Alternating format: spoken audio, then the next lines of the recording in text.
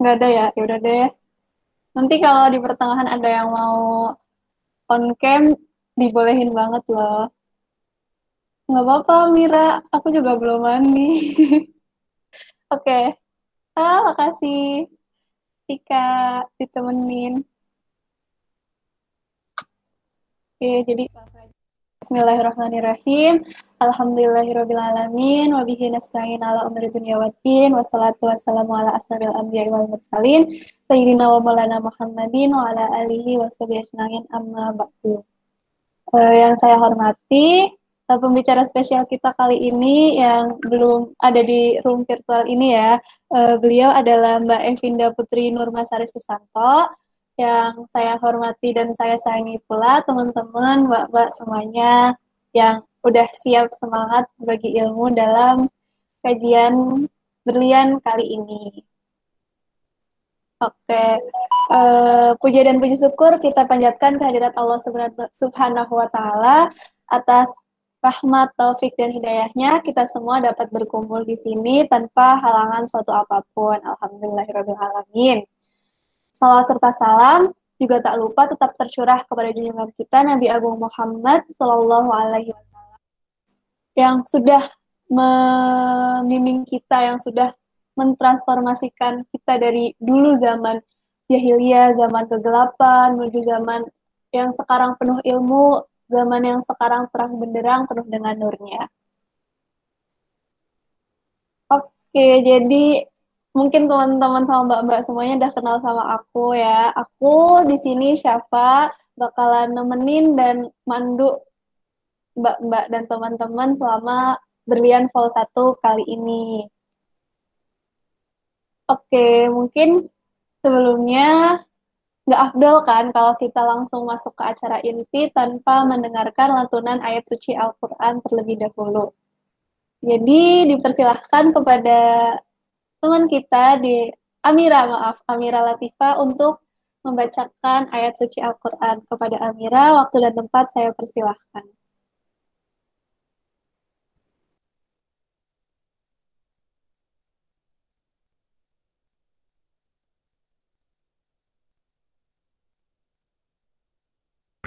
Assalamualaikum warahmatullahi wabarakatuh. Waalaikumsalam warahmatullahi wabarakatuh. Oke teman-teman, mari kita baca surat Al-Ankabut ayat 20 sama Az-Zariyat ayat 56.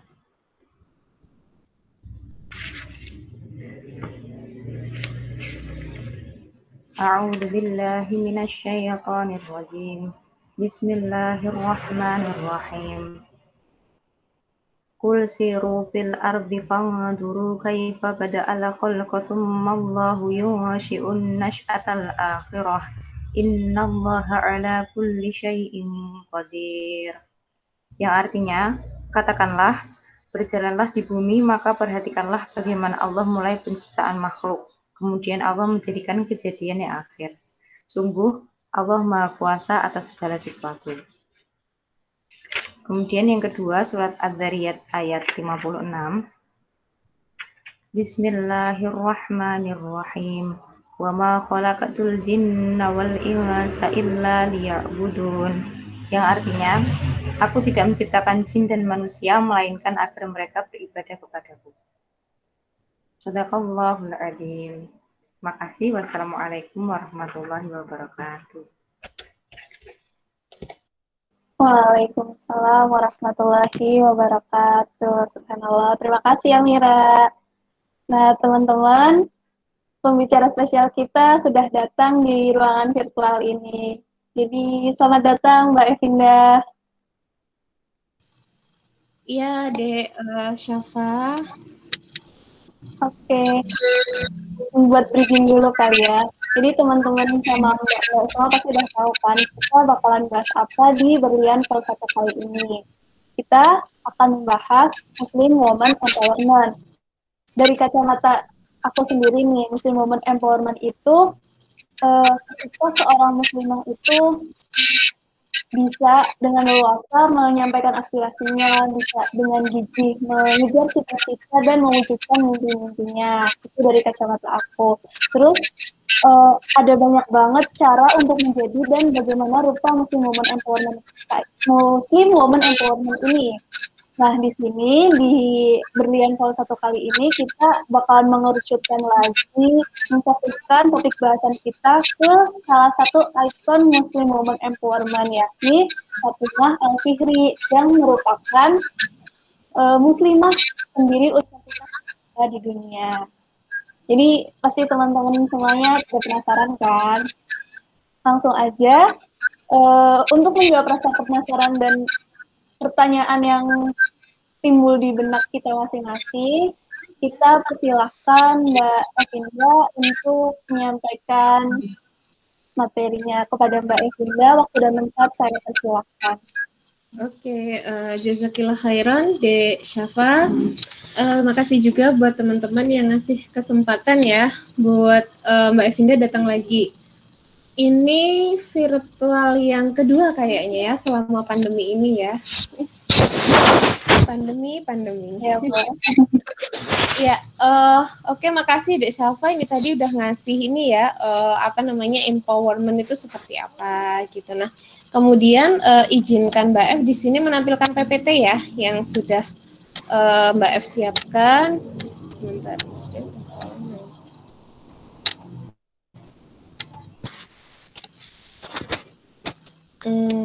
sebentar.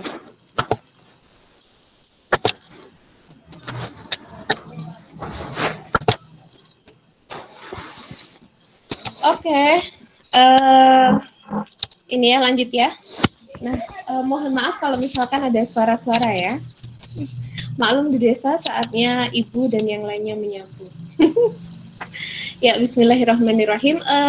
Mohon maaf tadi udah banyak ngomong, tapi izinkan Mbak F memulainya dengan salam ya, supaya lebih barokah. Bismillahirrahmanirrahim. Assalamualaikum warahmatullahi wabarakatuh. Waalaikumsalam warahmatullahi wabarakatuh. Oke, alhamdulillahilladzi arsala rasulahu bil huda wa dinil haqq liyudhhirahu 'ala dini kullihi wa kafa billahi syahida.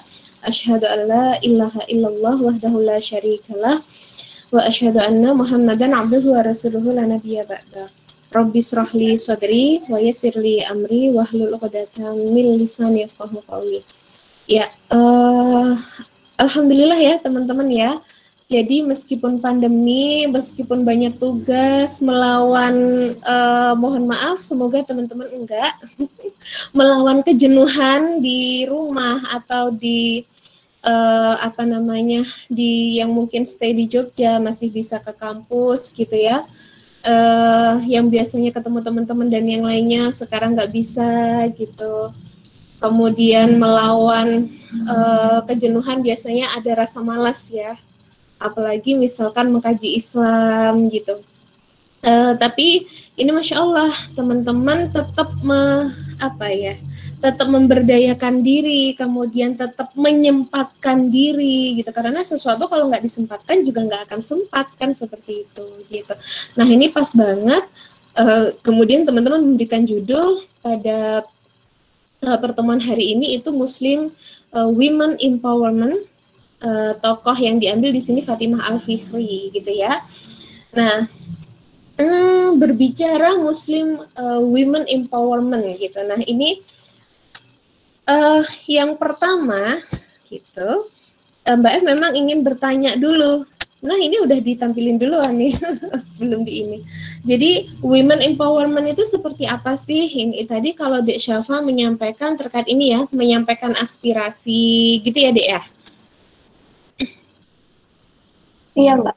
Oke, poinnya di situ ya, tadi bisa menyampaikan aspirasinya, walaupun kita perempuan gitu. Nah, mungkin teman-teman yang lainnya ingin menyampaikan pendapatnya juga, apa sih yang terfikir gitu ketika mendengar nih, membaca judulnya Muslim Women Empowerment gitu. Women Empowerment, apalagi sekarang nih, bulan ini kan lagi digencar-gencarnya digaungkan ya oleh oleh para perempuan gitu terkait women empowerment ini. Memang bahkan ada forumnya gitu, bahkan ada acaranya, eventnya yang dibuat gitu untuk women empowerment ini gitu. Jangan-jangan terinspirasi itu. Oke, silahkan teman-teman, ada yang ingin menyampaikan terlebih dahulu? Bukan ada sih. Kalau dari saya Mbak ya. Oke.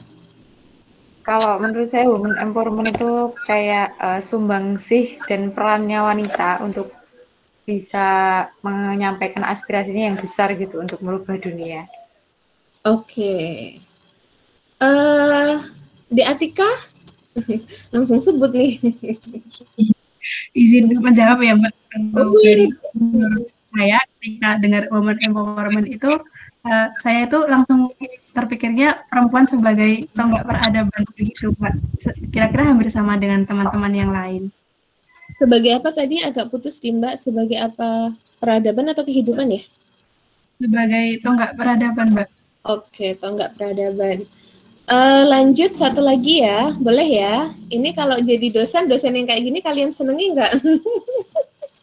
Dediana Sriwahyuni, boleh tahu pendapatnya? Oke. Women empowerment sendiri menurut saya itu sebagai wanita dan sebagai seorang muslimah itu bisa juga untuk memberdayakan masyarakat untuk bisa juga berperan aktif dalam pemberdayaan itu Mbak. Oke, nah, yep. Makasih ya teman-teman mau beropini gitu. Mbak suka nih speak up gitu ya. Nah kadang-kadang kan kalau di kuliah ditanya ada yang mau bertanya, ada yang mau memberikan pendapat, itu kan langsung hening gitu. Kayak kemarin Mbak sampai kasihan sama dosennya gitu. Nah ini Mbak kutip dari dari Rahman, yang beliau penjelasannya lebih mudah dan mencakup dari apa yang ditulis oleh UN Women, kemudian atau organisasi-organisasi perempuan dunia saat ini, dan opini-opini yang ada gitu. Jadi women empowerment itu harapannya memang perempuan bisa menyampaikan speaking about gaining control over their life. Jadi mereka itu bisa speak up. Mereka itu mau hidup ngapain aja gitu, itu terserah mereka gitu ya. Jadi merekalah yang mengkontrol hidup mereka gitu. Kemudian berpartisipasi untuk membuat keputusan yang itu berefek, berimbas kepada diri mereka di rumah maupun di komunitas mereka. Kemudian mereka juga ingin berpartisipasi dalam di dalam pemerintahan, kemudian juga kebijakan-kebijakan internasional yang ada, kurang lebih seperti itu. Nah, ini referensinya juga Mbak cantumkan ya, supaya kalau ini kan Mbak menghadapi para intelektual ya, jadi intelektual Mbak dari mana tuh gitu. Nah, ini bisa nanti dicek gitu. Itu seperti itu gitu. Nah, kemudian dikaitkan dengan Muslim women empowerment gitu. Apakah kemudian muslimah gitu ya, muslimah apakah kemudian diharapkan itu sebagaimana opini, sebagaimana pemahaman yang ada saat ini? Pertanyaannya kan kemudian begitu gitu. Apakah harus begitu gitu? Nah, ini menarik gitu ya, apa yang disampaikan oleh Rahman ini tadi di dalam jurnalnya juga dia menyampaikan bahwasanya sebenarnya gini, ketika kita berbicara women empowerment, ada kata lain yang juga berkaitan erat dengan women empowerment ini. Apa menurut teman-teman? Ini yang dekat tahun lalu, bahkan Mbak F juga diminta ngisi deh kayaknya di sini gitu. Masih ingat? Ada yang tahu? Ini adik-adik baru ada nggak ya? Seneng sih kalau ada ketemu adik-adik maba gitu. Belum ya, kalau belum berarti mereka nggak tahu tuh apa yang saya isi pada tahun lalu gitu. Kira-kira apa? Ada yang tahu nggak women empowerment itu ada kaitan erat gitu dengan beberapa dengan dua vocab gitu, dua kata yang lain. Ada yang ingin menjawab? Safa? Belum tahu, Mbak. Oke, Mbak ini ya tebak-tebak berhadiah. Coba Firly, Gimana Mbak tadi Mbak? Oke, ada kata yang berkaitan erat dengan women empowerment saat ini. Apa kira-kira?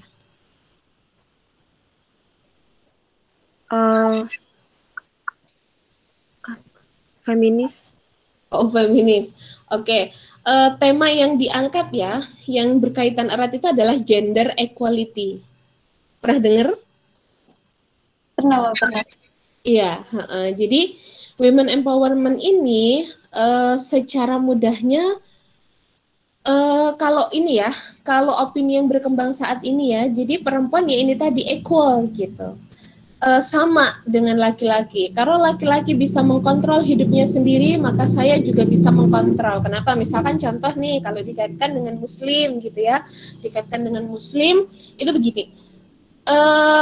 Misalkan kayak Mbak F itu ya, pernah ngobrol nih dengan suami. Suami bilang begini, lelaki yang baik gitu ya, sebagai seorang imam, maka memang seharusnya dia itu bisa mengarahkan istrinya gitu ya, yang dari sebelumnya tidak berhijab kemudian dia berhijab sempurna.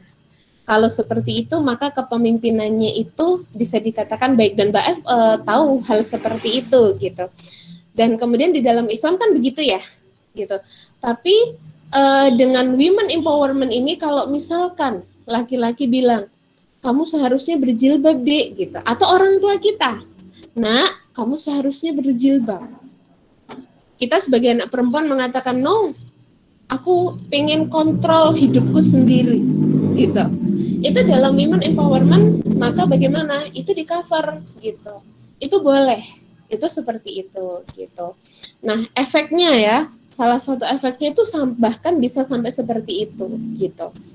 Nah kemudian apalagi hal yang ini tadi, kalau misalkan laki-laki tuh banyak yang menjadi pemimpin kan di dunia, rata-rata presiden yang jadi pemimpin tuh berapa, yang jadi perdana menteri tuh berapa, rata-rata kan laki-laki tuh gitu. Kita perempuan mana kan gitu ya. Nah jadi kalau misalkan dengan women empowerment, harapannya laki-laki bisa jadi presiden gitu ya, laki-laki bisa jadi pemimpin negara, maka kami perempuan juga harus bisa menjadi pemimpin negara, bukan bisa, boleh gitu, bahkan harus diberi ruang, itu seperti itu gitu. Nah apakah Muslim women empowerment yang diharapkan itu seperti itu gitu? Gimana nih gitu, ini menjadi sebuah pertanyaan ya teman-teman gitu. Nah sebenarnya Mbak F di sini ingin mengajak berpikir lebih ya. Women empowerment ini sebenarnya kemudian ada kosakata ini gitu ya. Itu berawal dari kesenjangan yang terjadi antara laki-laki dengan perempuan di seluruh dunia, gini.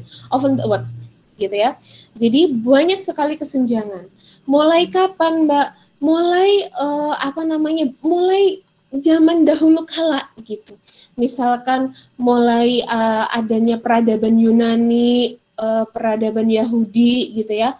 Kalau orang-orang Yahudi itu gimana? Mereka gini ya, kalau perempuan tuh haid, perempuan tuh harus diasingkan gitu, dan dianggap perempuan tuh kotor gitu. Jangan dideketi. Bahkan kalau misalkan ada laki-laki nyentuh perempuan yang haid itu, dia langsung ibaratnya langsung mandi kayak gitu. Padahal dia misalkan suaminya sendiri atau bapaknya sendiri. Kemudian juga pernah nonton ini enggak? Wonder Woman ya. Nah, itu kan di film itu juga terkait masalah ini kan. Film itu ada juga terkait masalah ini kan. Jadi para perempuan kala itu, mohon maaf ya, dijadikan sebagai pemuas nafsu, ya kan gitu. Nggak tahu dewa-dewanya apa namanya. Jadi dalam mitologi Yunani itu memang ada seperti itu gitu. Mitologi Aden itu memang ada sampai sekarang, Mbak pernah membaca artikel seperti itu, memang ada. Jadi laki-laki itu superior, perempuan itu inferior. Itu seperti itu. Perempuan itu hanya sebagai, mohon maaf gitu, pelengkap bagi laki-laki. Nah, sampai sekarang masalah itu ada gitu. Bahkan yang terbaru juga Mbak baca di UN Women itu dikatakan bahwasanya sampai sekarang masalah women empowerment ini gitu ya, itu belum selesai gitu. Kalau Mbak F sih, kalau cara penyelesaiannya seperti ini kayaknya nggak akan pernah selesai. Kenapa? Misalkan dikaitkan dengan gender equality. Emang yang namanya equal itu harus sama rata. Misalkan gitu. Kayak kita punya anak nih gitu ya. Atau kita punya adik nih gitu ya. Adik kita yang masih bayi sama adik kita yang udah kuliah. Nah, itu anak aja ya kayaknya lebih tepat ya. Jadi misalkan kita sebagai orang tua punya anak yang demikian, apakah anak kita itu sama-sama, misalkan anakku tak belikan baju, anak kuliah tak belikan baju kemeja yang gede, anak bayiku juga sama tak belikan yang seperti itu. Apakah seperti itu yang namanya equal? Kalau orang tua Mbak paling mudah itu ke adik-adik Mbak itu gini, si A kamu tuh tak beri uang segini karena memang kamu itu butuhnya segini, si B kamu nggak boleh iri ke mbakmu gitu, karena mbakmu memang butuh sekian untuk bayar kuliahnya, habis itu habis, kamu tak kasih sekian untuk bayar sekolahmu, mau udah cukup, itu seperti itu gitu. Nah yang namanya equal itu apakah harus sama rata? Kan begitu ya. Sedangkan yang dipengenkan dengan women empowerment yang ada saat ini itu adalah sama rata antara laki-laki dengan perempuan. Nah, kenapa masalah perempuan itu secara global tak kunjung selesai hingga hari ini gitu. Nah ini kalau Mbak mempelajari, teman-teman ngerasa nggak sih, tiba-tiba hati itu langsung mencelas gitu ya.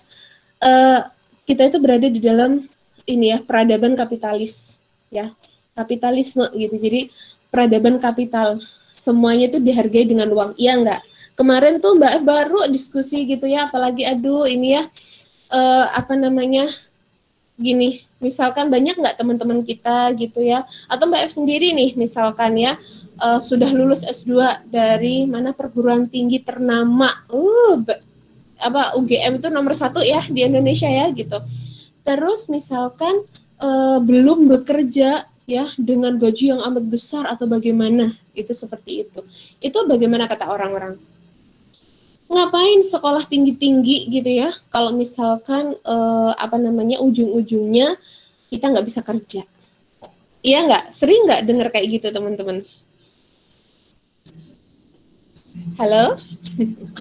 Iya Mbak, sering Mbak. Iya masih di sana kan ya? Nah, iya. Jadi kan seperti itu ya. Nah mungkin juga bahkan orang tua Mbak gitu ya, banyak juga yang lain gitu, atau teman-teman juga, semua menstandari kesuksesan itu ya dengan materi gitu. Kalau kamu punya mobil, kalau kamu punya rumah bagus, maka kamu disitulah kesuksesan, kan seperti itu gitu ya. Nah padahal ini curhat ya kan. Ini karena Mbak tinggal di desa dan itu kemudian ternyata wow sampai di desa saja seperti itu gitu. Padahal Mbak sendiri alhamdulillah ya berusaha untuk memahami kehidupan. Mbak itu sering gini, Masya Allah gitu ya. Rumah itu dulu ketika Mbak F masih kecil gitu ya, bagi saya rumah itu sangat besar, sangat bagus, sangat megah. Sekian tahun sekarang apa yang terjadi?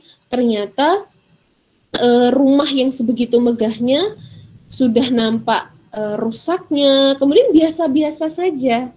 Apa yang bisa kita ambil dari situ? Ternyata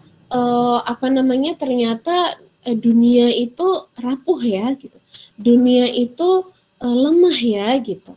Jadi kalau semuanya itu dihargai dengan harta, semuanya itu dihargai dengan uang, kesuksesan itu dengan materi. Padahal pada faktanya materi itu tidak pernah abadi, ya kan? Dan kecenderungannya adalah rusak, kan seperti itu. Gitu. Bahkan logika paling mudah adalah Allah nggak adil dong, gitu. Banyak sekali orang yang bekerja di luar sana banting tulang nggak karuan, gitu ya. Tapi ternyata ya materi yang Allah berikan kepada dirinya hanya segitu. Kan seperti itu. Berarti kalau standar materi itu menurut pribadi saya tidak adil gitu ya. Kalau misalkan standar kesuksesan itu di standarisasi dengan materi. Nah, inilah kapitalisme saat ini. Makanya kadang-kadang kita kan pusing ya kalau udah mau lulus gitu, aduh gimana ini gitu. Atau kalau misalkan mau kuliah sekarang semakin mahal gitu ya. aduh gimana nih mau kuliah ya, UGM kampus merakyat tapi UKT-nya konglomerat kan gitu ya. Kalau misalkan kita nggak benar-benar gali gitu, nggak benar-benar berusaha gitu ya supaya UKT-nya itu dapat 0 atau dapat sekian, Mbak itu tahu ya perjuangan salah seorang teman yang dia memperjuangkan UKT-nya itu, Mbak, intinya sampai Masya Allah ya, sebegitu sulitnya ya gitu untuk kuliah, itu seperti itu gitu. Nah, masalah perempuan secara global tidak selesai hingga hari ini itu karena memang adanya kapitalisme ini tadi gitu ya. Perempuan didorong gitu ya untuk ya ini tadi memenuhi standar-standar materi yang ada gitu. Kemudian manusia juga seperti itu. Kemudian ya ini ya, kapitalisme ini, nah ini hal yang penting selanjutnya, melahirkan atau bukan melahirkan ya, mohon maaf, kapitalisme ini tadi ruhnya gitu ya, jantungnya ya, dasarnya itu adalah sekularisme, memisahkan antara agama dengan kehidupan. Jadi kalau ngurusin masalah kehidupan ya udah gitu, nggak usah pakai agama gitu. Efeknya banyak laki-laki tidak menghargai perempuan. Sebenarnya hal sebaliknya juga, perempuan yang tidak menghargai laki-laki banyak-banyak, gitu ya. Tidak butuh laki-laki, ada contohnya tuh Wonder Woman kan ya, gitu. Kemudian ya tadi ya, berbagai masalah kehidupan penyelesaiannya ya materi dengan cara kapitalisme ini tadi, yang ternyata dari hal standarisasi kesuksesan saja kapitalisme sudah menunjukkan ketidakadilannya, termasuk dalam memandang perempuan gitu. Nah, ketika pandangan manusia ini tadi terhadap perempuan ini kan berbeda-beda gitu ya. Kalau misalkan ini lelakinya wise gitu ya, lelakinya bijak gitu, ya dia nggak akan memandang perempuan tuh dengan teman-teman dengan rendah gitu ya, dengan hina gitu. Tapi kan tidak semua laki-laki itu mohon maaf wise. Tidak semua juga wise ini kan dibentuk oleh lingkungan yang kondusif, dibentuk oleh pendidikan juga, kan seperti itu gitu ya. Namun faktanya tidak semua laki-laki juga mendapatkan pendidikan dan lingkungan yang kondusif, dan kebanyakan lingkungan saat ini tidak kondusif, kan seperti itu gitu. Maka gimana? Ya ini cara pandang mereka terhadap sesuatu itu ya pribadi-pribadi. Kalau pribadinya baik ya selamat, kalau enggak. Nah, di mana kapitalisme sekarang itu membuat manusia itu kebanyakan ya enggak itu tadi gitu, enggak pada kondisi yang baik, apalagi untuk mengakses kebaikan ini tadi kan kayak terhambat gitu ya gitu. Nah, inilah sekularisme ini tadi gitu, sehingga dan bahkan ya ini tadi standar benar salah, ngerasa nggak sih standar benar salah itu kan tergantung individu-individunya, iya kan? Nah, ini tadi kayak standar individu orang yang wise, misalkan yang Mbak sebut ya, apresiasi kepada ayah saya misalkan, beliau sangat wise. Jadi beliau memandang kesuksesan itu bukan tidak hanya materi, dengan ilmu sehat, dengan kamu menghadapi masalah ini secara mendalam baik ini, itu adalah sebuah kesuksesan. Alhamdulillah saya punya bapak seperti itu. Bagaimana dengan yang lain? Sekarang ternyata lebih ekstrim lagi ya, bapak kandung mohon maaf bisa memperkosa anaknya, kan seperti itu gitu. Jadi ini tadi standar baik buruk itu bergantung pada manusianya. Kalau ada perdiskusi kemarin yang cukup menarik yang saya ikuti, yaitu diskusi terkait menentukan standar baik benar, standar buruk salah, yang mereka tuh pada bingung gitu menentukan iya ya benar atau salah itu tergantung siapa nih, tergantung si A, si B, kelompok A, kelompok B, atau siapa. Nah, itu seperti itu gitu. Nah, kapitalisme serta sekularisme ini memberikan ruang yang sangat besar untuk menentukan standar salah benar itu sesuai dengan pribadi masing-masing. Sehingga tidak ada, makanya kalau kalian kuliah di Sosum mungkin ya, tanyalah teman-teman Sosum. Mereka kan selalu bilang, tidak ada kebenaran mutlak. Itu seperti itu gitu. Nah, terus gimana? Masa gitu kan? Sebenarnya semuanya bisa dibuktikan. Nah, kalau berbicara ini tadi ya, masalah perempuan ini secara global tak akan kunjung selesai. Terus Apa yang bisa menyelesaikannya? Alhamdulillah sore hari ini kita mengkaji Islam. Dan memang teman-teman beruntunglah teman-teman yang semangat mengaji, kemudian bahkan semangat untuk mengadakan kajian. Dan alhamdulillah teman-teman itu oleh Allah itu diberikan petunjuk untuk bisa menerima Islam. Maka memang satu-satunya harapan untuk mengatasi masalah perempuan ya dan manusia sebenarnya itu adalah Islam.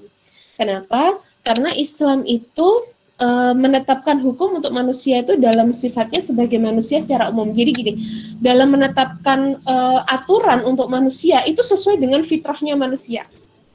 Itu gitu. Jadi manusia banget gitu loh gitu. Nah, jadi kayak ini. Misalkan dalam menentukan standar kebahagiaan gitu ya. Standar kebahagiaan kalau dalam kapitalis itu kan tergantung pribadi-pribadinya. Mohon maaf nih, kalau misalkan si perempuan ini tadi gitu ya, kebahagiaan dia adalah ada kan di Amerika ya, kalau nggak salah ya, pokoknya di barat gitu ya, orang-orang bule gitu. Itu kan mohon maaf ya, seks.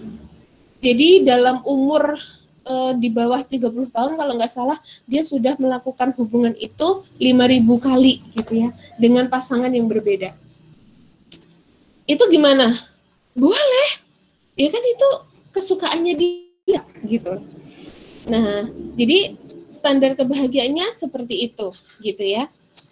Sedangkan perempuan lain di barat itu dibahas kan, ih aneh mah perempuan itu. Yang satunya menjawab ya boleh-boleh aja, sah-sah aja karena kan itu ini. Jadi mereka memikirkan standar kebahagiaan itu gini loh. Standar kebahagiaan A itu belum tentu bisa dicapai oleh B. Berarti kan ini standar kebahagiaan yang standar kebahagiaan yang tidak adil gitu. Namanya adil itu kan bisa dicapai oleh semuanya. Namanya standar itu kan bisa dicapai oleh semuanya kan begitu ya. Nah, ternyata standar kebahagiaan yang ditetapkan oleh kapitalis itu belum tentu dicapai oleh manusia yang lain, gitu. Terus angel itu, gitu. Nah, sedangkan di dalam Islam standar kebahagiaannya itu adalah ridha Allah semata, yang artinya bisa diraih baik oleh laki-laki maupun perempuan. Nah, kan seperti itu ya, gitu. Dengan mengharapkan ridha Allah, ya Allah kita yang misalkan perempuan ini egois perempuan gitu ya, dia akan tetap menghargai bapaknya. Nggak akan ada cerita kayak sekarang anak-anaknya nuntut sekian miliar bapaknya padahal itu harta bapaknya. Kan gitu ya, gitu. Tahu kan berita itu ya, beberapa kali berita loh. Juga tidak akan ada namanya anak perempuan yang disuruh berkerudung malah memenjarakan orang tuanya. Itu seperti itu, gitu. Kalau kebahagiaan ini ridha Allah semata, gitu. Kemudian standar kemuliaannya itu ketakwaan. Jadi bukan materi. Kalau yang namanya takwa, kira-kira bisa diraih nggak oleh laki-laki maupun perempuan, gitu. Jadi dengan adanya Islam, maka tidak akan ada masalah equality, gender equality gitu ya. Kemudian perempuan juga tidak akan merasa dirinya termarginalkan karena laki-laki ini tadi dengan mengharapkan ridha Allah. Coba ini ya, hadis riwayat At-Tirmidzi. Ini adalah kata-kata, ini adalah pesan yang disampaikan oleh orang tercinta. Gitu ya, Nabi kita, Rasul kita. Beliau menyampaikan orang mukmin yang paling sempurna imannya adalah mereka yang memiliki akhlak mulia dan sebaik-baik kalian adalah mereka yang berperilaku baik terhadap perempuan-perempuan mereka. Kalau misalkan laki-laki ini memahami hal ini, mana ada mereka yang memandang perempuan itu marginal. Perempuan juga tidak akan menginginkan women empowerment, tidak menginginkan gender equality. Kalau dunia memahami itu, saya rasa tidak akan ada masalah seperti itu kan. Kemudian menetapkan hukum khusus sesuai dengan jenisnya. Perempuan sebagai warabatul bait, lelaki sebagai imam dan mencari nafkah. Almost teman-teman saya yang bekerja. Mbak F sendiri pengen bekerja. Saya ingin membagikan ilmu yang saya miliki, menyalurkannya, mengajarkannya supaya ini ya, ilmu ini terus berlangsung. Dengan kata lain, misalkan Mbak ingin menjadi pengajar atau dosen. Bagi saya itu bukan yang bekerja gitu loh, tapi ini adalah untuk menyalurkan ilmu. Itu seperti itu gitu. Nah, tapi misalkan kayak perempuan-perempuan yang ini ya, bekerja gitu ya, benar-benar udah ini untuk mencari ini gitu ya, bukan karena kondisi yang menuntut gitu. Itu rata-rata hampir semuanya mengatakan kalau bisa memilih, saya sebenarnya memilih di rumah. Jadi kembali kepada fitrahnya. Perempuan, nah Islam yang mengatur itu gitu, perempuan sebagai warabatul bait, kemudian lelaki sebagai imam untuk mencari nafkah. Ini laki-laki, dan hampir semua laki-laki saya tanya, apa sih yang menjadi pride Anda? Yang menjadi pride laki-laki itu adalah ketika dia merasa berdaya, pride-nya tinggi, itu ketika dia mampu memenuhi kebutuhan perempuan-perempuannya, at least keluarganya. Kalau bisa dia juga memberikan kepada umat, itu adalah pride tertinggi mereka. Jadi sesuai fitrah nggak sih apa yang diberikan oleh Allah kepada kita? Dan kemudian menetapkan negara sebagai pengatur urusan. Jadi Islam mengatur dan menjamin pemenuhan kebutuhan pokok umat. Pendidikan nggak akan nggak akan kayak sekarang yang rebutan gitu. Saya beruntung dapat beasiswa. Saya kalau ngobrol sama teman-teman yang parent foundation gitu ya. Jadi mereka yang biaya kuliahnya itu parent foundation itu mengatakan gini, enak Mbak kamu dapat beasiswa gitu. Nah kamu kan juga gitu dari orang tua gitu ya. Iya Mbak, tapi itu jadi kami itu tiap semester itu, aduh Mbak itu udah mulai deg-degan gitu. Apalagi S2 di UGM gitu ya. Waduh, sekarang kan udah menyentuh belasan juta ya teman-teman ya. Nah, itu seperti itu. Jadi artinya gini, kalau kita mau jadi orang bijak, kalau kita mau jadi orang yang wawasannya luas sehingga bisa menyelesaikan masalah-masalah hidup kita itu dengan baik, butuh kos mahal, itu seperti itu. Kalau misalkan gini, anak-anak sekarang banyak tuh Mbak orang sukses dan orang wise nggak perlu kuliah gitu. Tapi mereka untuk mencapai ke sana kan nggak semua orang gitu, nggak semua orang. 1-2 anak yang hidup di jalanan kemudian mereka bisa baik. Kebanyakannya, kenapa kamu hanya fokus kepada 1-2 orang yang sukses, tapi tidak melihat yang lainnya yang mereka tidak beruntung, gitu ya, tidak bisa mengakses tidak bisa mengakses untuk menjadi orang baik, dan lingkungan kapitalis ini tadi membuat ya ini tadi ya cenderung tidak baik gitu. Misalkan kayak di Jogja ya, sekarang ini kan ini klitih masih banyak, kemudian usia pembatasan nikah gitu ya, yang anak-anak dibatasi nikah, efeknya efeknya ini ya, itu married by accident, misalkan seperti itu. Kemudian nanti anaknya siapa yang mengurus dan yang lainnya, masalah lagi dan masalah. Kan seperti itu gitu. Nah, dengan melihat seperti ini negara itu ngatur gitu. Jadi negara itu nggak yang ya udah kalau kalian mau sekolah gitu ya. Kemudian sekolah itu hanya standarnya, maaf bahkan kalau sekarang itu sampai 9 ya. Atau sudah 12 ya Mbak, belum mengikuti itu gitu. Jadi kan harusnya gimana standarnya, namanya ilmu itu ya setinggi-tingginya. Kalau di dalam Islam seperti itu. Nah, ini yang sebagaimana yang akan kita akan kita bahas gitu. Nah, dengan lingkungan Islam yang seperti ini teman-teman, maka perempuan itu akan mampu mencapai derajat mulia dan berdaya gitu. Tanpa tanpa ya ini tadi ya mengikuti arus yang saat ini women empowerment, gender equality, enggak, yang ternyata ya ini tadi ya dikatakan oleh UN Women sendiri gitu bahwasanya program women empowerment itu sejak zaman bahula, sejak zaman Mbak S1 ya 2009 sampai sekarang masalahnya sama, belum terselesaikan. Kalau udah selesai kan nggak mungkin jadi pembicaraan secara internasional kan begitu ya gitu. Nah, dengan Islamlah satu-satunya yang mampu menjadikan perempuan itu pada kondisi mulia dan berdaya. Islam benar-benar memberikan mengeluarkan potensi perempuan. Kemudian ini ya memberikan dasar gitu. Sebenarnya perempuan itu seperti apa sih gitu. Nah, jadi kamu sebagai perempuan, kamu sebagai muslimah itu siapa? Islam yang mampu memperkenalkan diri, jadi kayak memberikan jati diri yang sejati, yang sesungguhnya kepada para muslimah itu ya Islam, ya jelas gitu ya. Kepada perempuan itu ya Islam, itu seperti itu. Gitu. Khususnya muslimah, ya muslimah berarti kan perempuan-perempuannya. Nah sekarang kok banyak mbak perempuan itu nggak bisa mulia dan nggak berdaya gitu ya. Bahkan yang terbaru gitu ya, mbak kemarin ikut diskusi apa tuh, perempuan-perempuan banyak yang dieksploitasi di perkebunan sawit ya, di seluruh Indonesia kan termasuk perkebunan sawitnya terbesar ya di dunia gitu ya. Mereka bekerja di sana, mereka mendapatkan kekerasan seksual. Mereka perempuan-perempuan bahkan ya ada yang hamil, Mbak F itu merasakan hamil gitu ya. Ya Allah, rasanya lemes, rasanya swing mood dan yang lainnya gitu ya. Mood swing ya. Terus mereka hamil umur 7 bulan, itu mereka masih mengangkat hal-hal berat. Mereka harus berkecimpung dengan hal-hal kimia ibaratnya. Yang nggak sedikit dari mereka yang bekerja ini tadi ternyata keguguran di umur 7 bulan, bayangkan. Mbak F saja ini sudah umur 7 bulan kehamilan, itu betapa sayangnya terhadap janin ini. Kalau jaga, Masya Allah luar biasa. Maksudnya tumbuh kemudian keibuannya ya.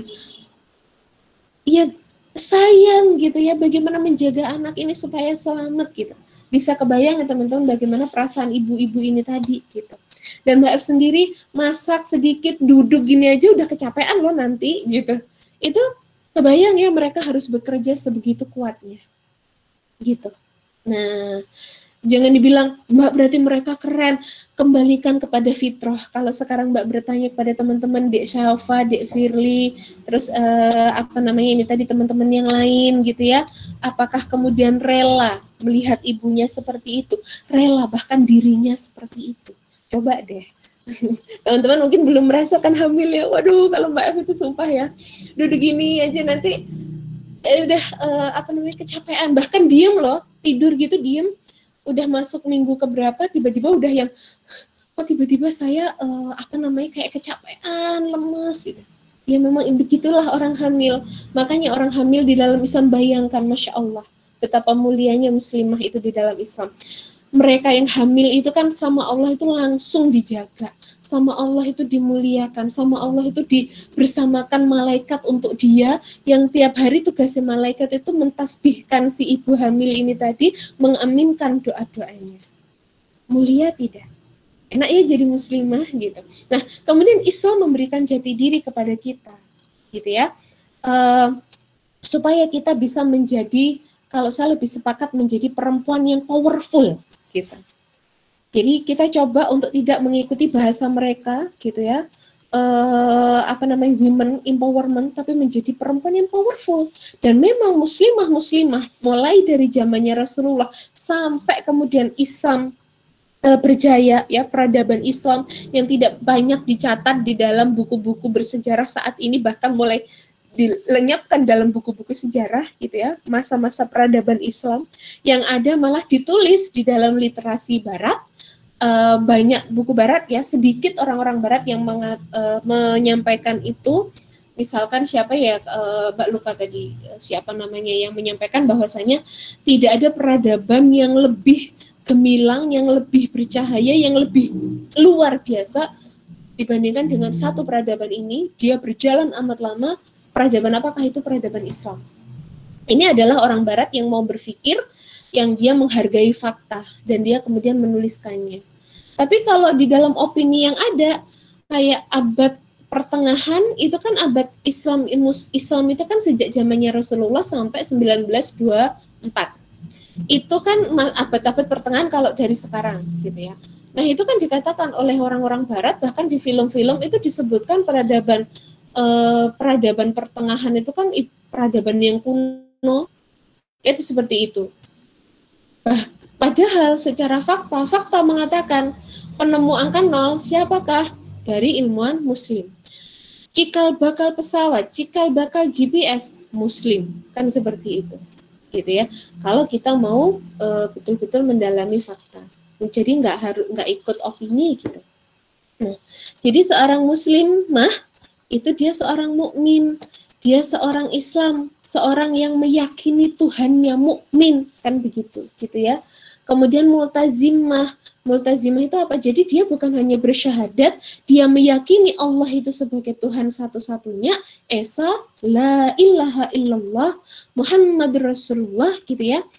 Jadi bukan hanya sekedar itu terucap gitu ya, kemudian diyakini, tapi apa? Dia amalkan dalam kehidupannya. Dia terikat dalam setiap aktivitasnya itu, dia terikat, multazimah, terikat dengan syariat. Jadi kalaupun mau misalkan gini, saya mau memilih berdaya. Mau berdaya seperti apa? Wes berdaya seberdayanya. Iya, berdaya yang gimana? Pokoknya sama dengan laki-laki. Ya, samanya di mana? Gitu. Kalau Islam itu punya aturannya itu Masya Allah gitu. Ya berdaya, kalau laki-laki boleh jadi pemimpin negara, saya juga mau. Apakah seperti itu? Kan nanti kita lihat, kita kaji lagi terkait kepemimpinan, siapakah yang berhak menjadi pemimpin gitu ya. Nanti kalau kita pikirkan, kalau Mbak F itu sudah ke sana juga. Kalau saya pikirkan gitu ya, misalkan gini, Mbak F itu dulu jujur ya, sejak SD saya itu kan jadi pemimpin gitu ya. Kemudian tuh saya sampai gini, aku nanti cita-citanya apa, jadi presiden gitu loh beneran. Terus kesini gitu tak guyu dewe ya. Jadi gimana? Kalau misalkan saya jadi presiden, terus saya lagi dilep, Mbak Ewi itu tiap bulannya dulu dilep, alhamdulillah sekarang 9 bulan, nanti enggak ya insya Allah ya.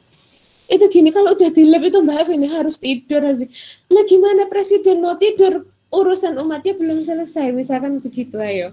Gitu. Jadi dikembalikan kepada fitrah, ya Allah, itu seperti itu. Fitrahnya perempuan itu sangat lemah, kan digambarkan seperti cermin, kan kita itu mudah pecah kalau dikerasi, misalkan kan begitu gitu. Aduh, coba nanti teman-teman pikirkan sendiri gitu ya. Jadi ada fitrah-fitrah perempuan, jadi gini, Allah itu mengatur itu udah pas gitu, udah yang terbaik. Kemudian seorang muslimah itu adalah hamilatun dakwah, dia menyampaikan ilmunya, kan seperti itu gitu ya.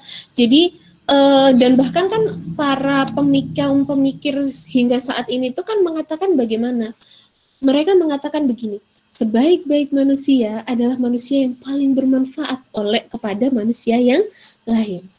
Hamilatun dakwah berarti dia mengemban dakwah, mengamalkan syariat yang dia tanggung, yang dibebankan Allah kepadanya.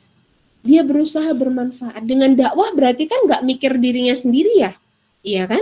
Kalau dakwah itu berarti kan memikirkan orang lain juga. Kalau orang lain melakukan kesalahan, ketidaktepatan, sedangkan dia tahu yang benar, dia nggak akan diam aja, tapi dia akan menyampaikan, ngurusi. Mbak itu lupa, ya Allah, Mbak itu sekarang itu banyak lupanya ya. Jadi salah satu pemikir dunia, beliau itu mengatakan begitu gitu.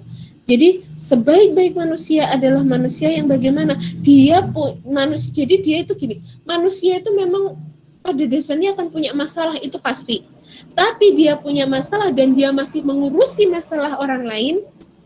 Ini bukan Mahatma Gandhi yang dari Afrika.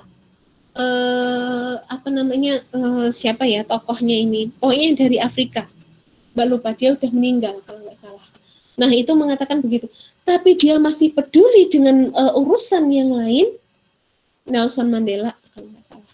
Maka itulah manusia yang mulia. Itu seperti itu gitu. Bahkan dia non muslim loh ya, tapi ini ya, dia memiliki kebijaksanaan karena dia mampu memikirkan dunia. Dia mau, kemudian dia juga memiliki kemampuan untuk memikirkan dunia sehingga dia menjadi orang yang bijak. Nah itu seperti itu. Dia mengatakan seperti itu, menemukan sendiri by experience. Masya Allah, kita itu sudah menjadi muslim, kita itu muslimah, ibaratnya nggak perlu experience, karena kemampuan Allah itu tahu, kemampuan manusia itu beda-beda. Ada yang cerdas, ada yang sedang, ada yang kurang, kan seperti itu. Maka gimana? Dikasih tahu. Manusia, gitu ya, tahu kamu itu gimana? Kamu itu mukmin, ini muslimah ya khususnya ya. Sebenarnya muslim atau muslimah sama. Kamu tuh mukmin, kamu tuh meyakini akan adanya Tuhan. Siapa Tuhan? Itu Allah. La ilaha illallah, gitu ya. Kemudian kamu itu hidup itu harus ada aturan. Kalau kamu pakai aturanmu sendiri, rusak dunia. Sekarang terbukti. Coronavirus, Ayo, ya enggak gitu ya. Coronavirus itu kan teman-teman pasti udah tahu ya, Islam punya aturannya, dan itu kalau aturan Islam, bahkan para ilmuwan itu sudah mengakui kalau dari awal di lockdown sesuai dengan Islam, aturan Islam ini tadi, selesai masalah sekarang.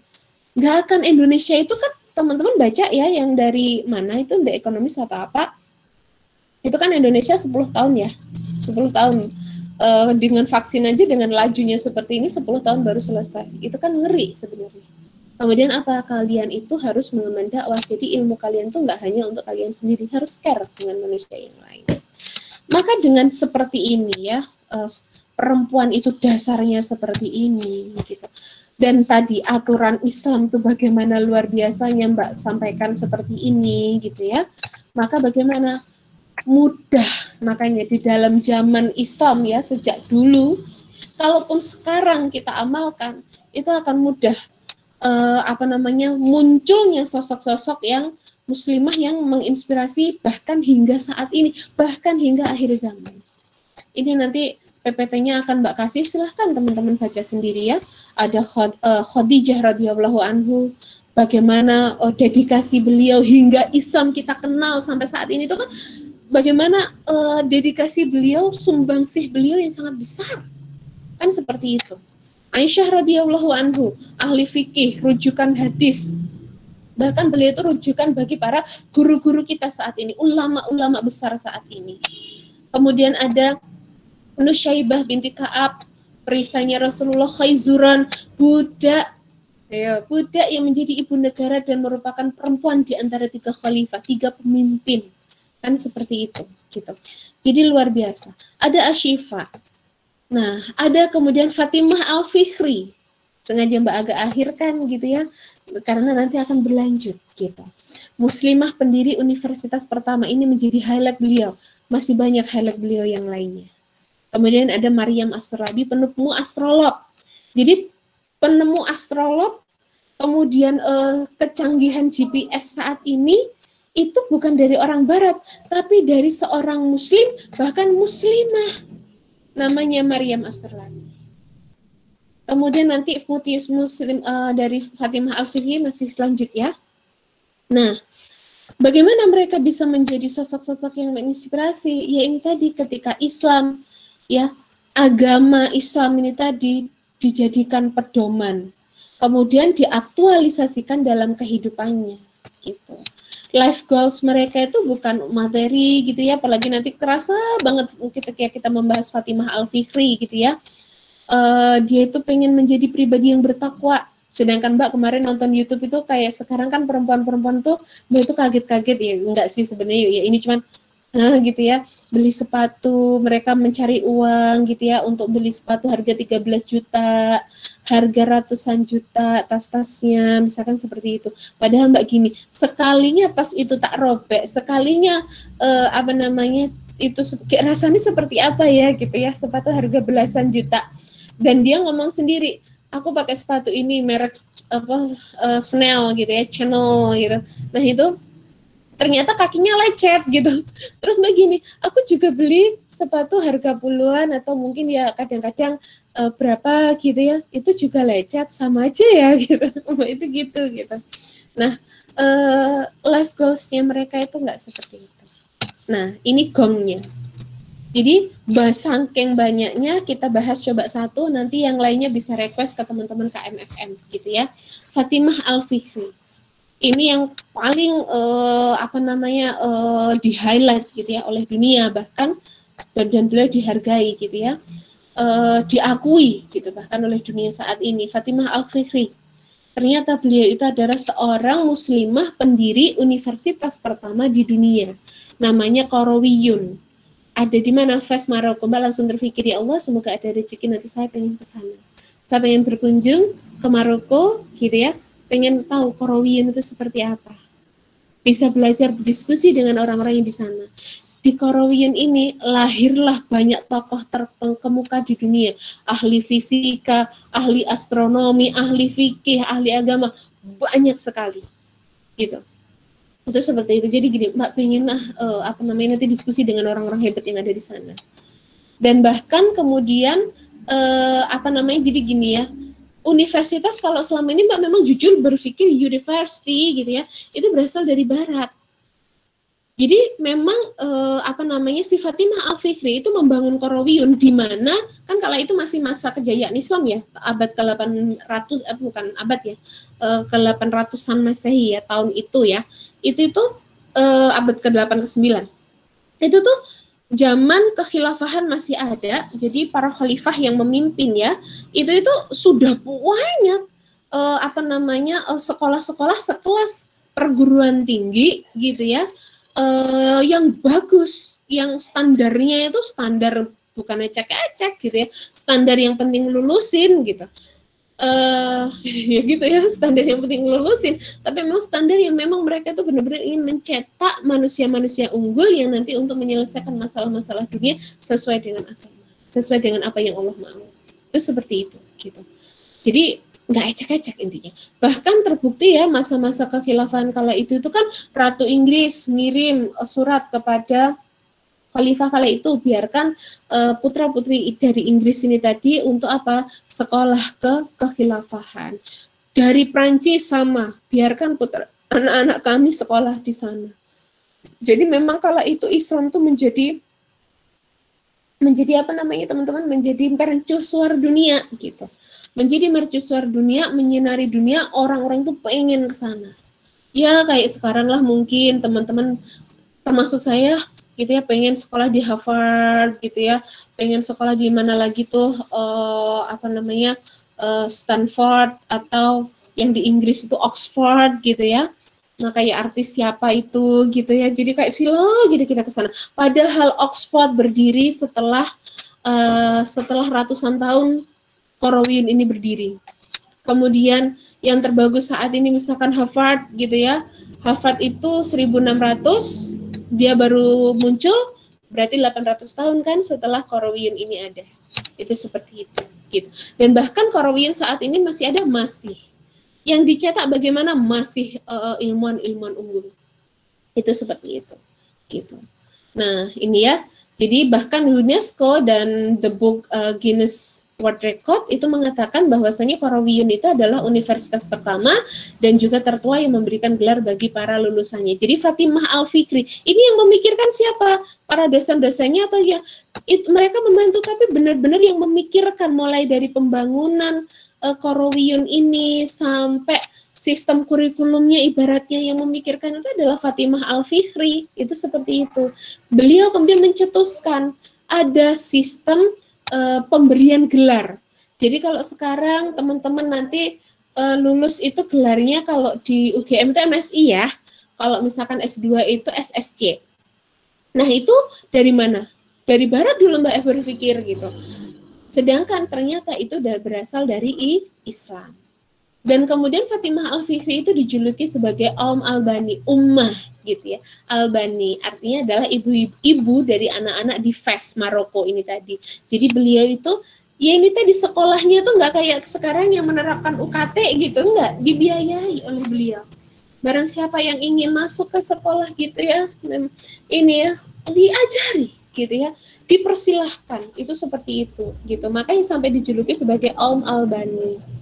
Kemudian banyak tokoh terkemuka tadi sudah Mbak sampaikan. Nah, jadi beliau bukan hanya sekedar ya, nggak mungkin ya bisa berpikir secemerlang ini gitu ya, kalau beliau sendiri nggak hebat. Ternyata beliau sendiri adalah orang yang ahli fikih dan al-hadis. Kenapa? Karena memang Fatimah Al-Fikri itu kan anaknya ini ya, binti Muhammad Al-Fikri. Bapaknya itu memang seorang yang kaya raya gitu ya, saudagar gitu, dan kemudian beliau itu berusaha memberikan yang terbaik buat anaknya, wajar ya. Dan yaitu tadi kalau hidup di dalam lingkungan Islam maka jawil keimanan, kemudian suasana kondusif itu diupayakan oleh negara, diusahakan oleh negara, nggak kayak sekarang gitu. Banyak yang orang kaya tapi ya juga akhirnya anaknya malah terjerumus narkoba dan yang lainnya kan seperti itu gitu ya. Ya karena banyak faktor gitu. Nah, kemudian dengan kekayaan yang diwariskan kepada beliau, maka beliau membangunlah universitas ini. Kenapa? Apa yang membuat beliau itu termotivasi untuk membangun universitas gitu ya, dan masjid itu karena beliau itu ingin gini, tahu betul gitu ya, bahwasanya kalau ya tadi Mbak terbayang gitu, Fatimah Al-Fikri itu nggak mikir kayak perempuan sekarang gitu, kalau aku punya miliaran gitu ya, nggak akan tuh beli mobil kayak yang di mana ya boleh beli saja sih, tapi maksudnya kayak nggak akan borong mobil kayak yang di desa mana sih rumahnya temanku yang di Jawa Timur itu ya, kayak di rumah Mbak Jawa Timur, lupa Mbak mana sih, lupa ya. Nah itu seperti itu gitu. Apa namanya, jadi beliau berpikir, kalau Mbak tadi mencoba berpikir ya, di dalam Islam kan tahu ya, harta yang apa namanya, yang diberikan kemudian misalkan ya kayak diwakafkan, disedekahkan, itu kan akan mengalir, harta jariah kan gitu ya, sedekah jariah gitu, itu akan mengalir gitu ke orang yang memberikan. Jadi dia pengen mungkin ya harta yang dari bapaknya ini tadi memberikan menerangi kubur ayahnya hingga akhir zaman nanti.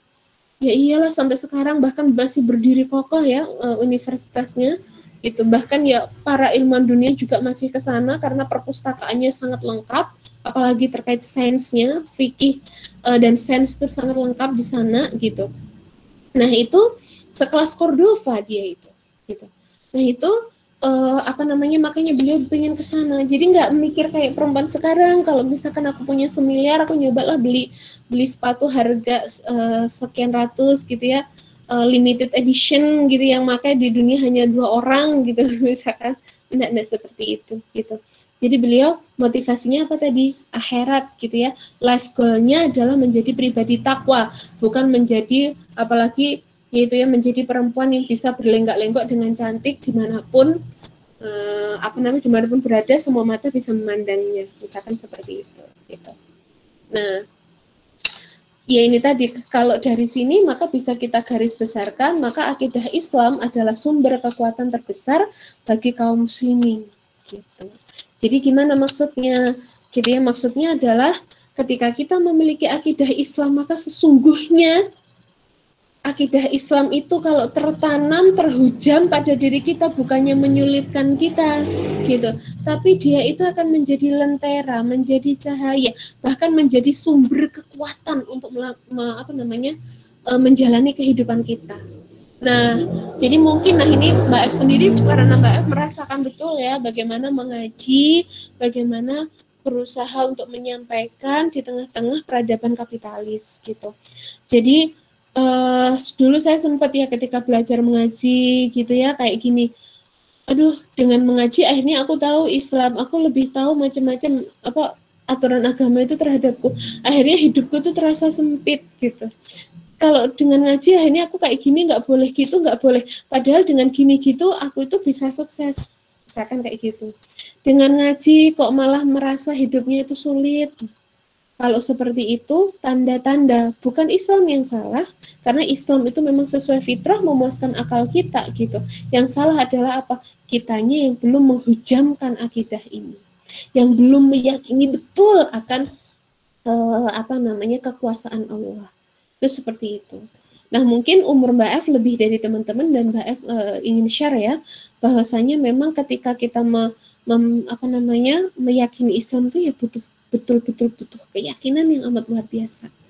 Contoh misalkan ya ini Mbak bagi yang sangat excited sangat menyenangkan bagi Mbak hari-hari ini itu kan terkait kehamilan gitu.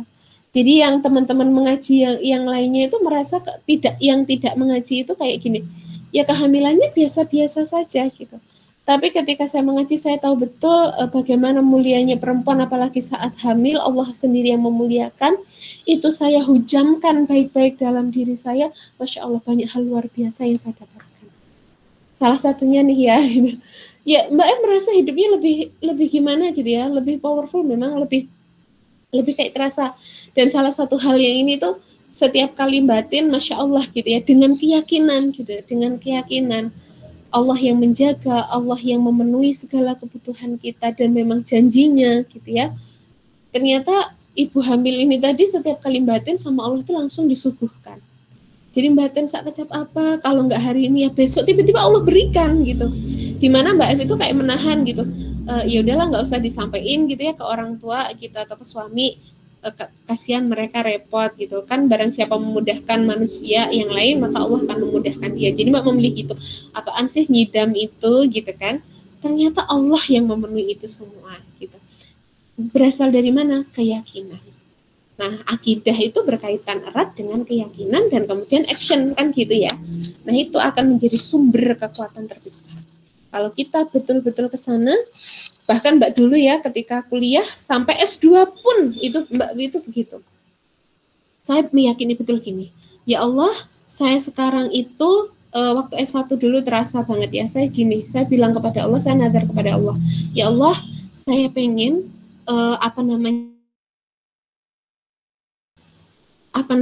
yang pertama itu gini, saya pengen nama saya ditulis di situ di buku besar tiap tahunnya gitu ya, di buku besar tahunan anak-anak berprestasi.